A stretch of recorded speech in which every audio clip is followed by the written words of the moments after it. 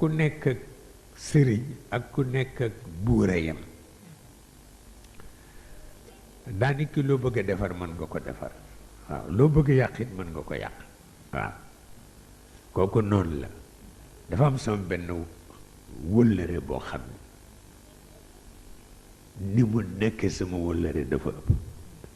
njabootu maam Serigne Touba la nag waaye daf ma doon nettali benn affaire boo xam ne ni muy yéemee sax dafa ëpp nee na dafa am fële ci benn village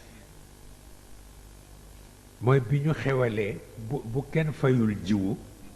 ñu di la xëpp dóom yu kenn xamul waaw te di ko def ci façon boo xam ne dafa ñàkk teggin c'est-à-dire fekk dëkk ñu ne fayuñu seen jiwu bu ko defee ñu yéene ni ku sa nijaay fayul woon walla sa papa dinañu leen def ci charrette xëpp leen xawma lan lu leen di weexal noonu nga xam ni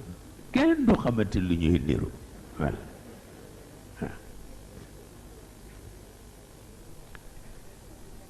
nee na am benn village boo xam ne ña fa nekk njabootu sëriñ Cheikh Mbacke lañu radiallahu taala anhu nee na ñoom ñu daje ni dëkk bii daal loolu du fa am te nanu jaral nag ñu jaay sunu bakkan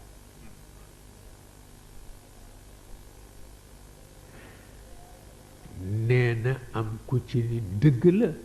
loolu mën na nekk mais borom kilifa dafay waxtaan ak kilifaam nee na ñu def délégation bu ñëw seet Serigne Cheikh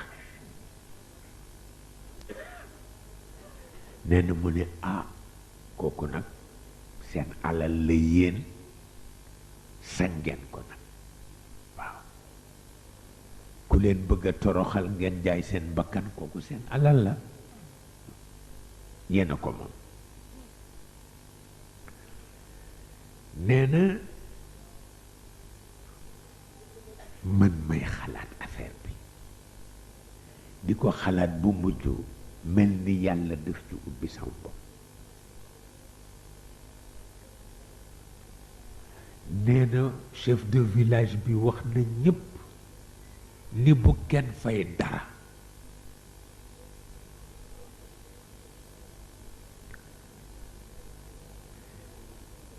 nee na yàlla dogal ma solu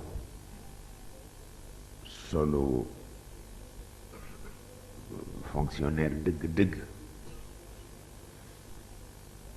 mel ni policier laa sax ne naka laa ñëw ci village bi ba jub leen ne dal di commencé raam ba ci chef de village bi ma jox ko ñaari loxo nee na ma ni ko man de maa amee affaire fay wante lu ngeen ci man rekk ngeen di def lu ngeen ci mënul du ngeen ko def nee na chef de village bi ni ko waaw lii kay bu ngeen ko jëkke woon coono du am ñun mën nañu fay xamuloo ne dañu lànk waaw ndax ni ngeen nu menacé tax nu lànk ne mën nañu fay nun ñëpp ku ci ne mën nga fay sa soxla nee na ñu dindi